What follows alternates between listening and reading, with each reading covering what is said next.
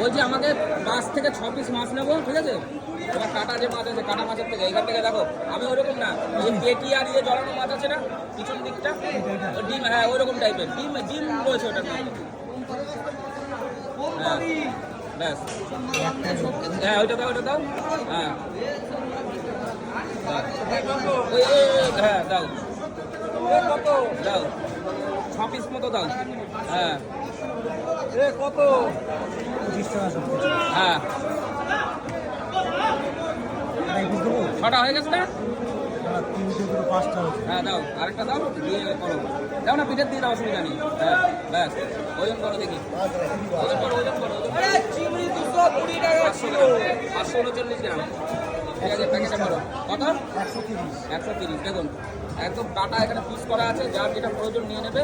এইখানে পেটি আছে আলাদা করা, আর এখানে পিস আছে আলাদা করা। আর ভাই চিংড়ি বেচছে একদম সস্তায়। ঝরঝরে চিংড়ি, জলছাড়া মাল হবে 22 টাকা, 22 টাকা, মানে 220 টাকা কিলো। সারা নিউ মার্কেটেও দিতে পারবে। সারা নিউ মার্কেট দিতে পারবে না বলছে।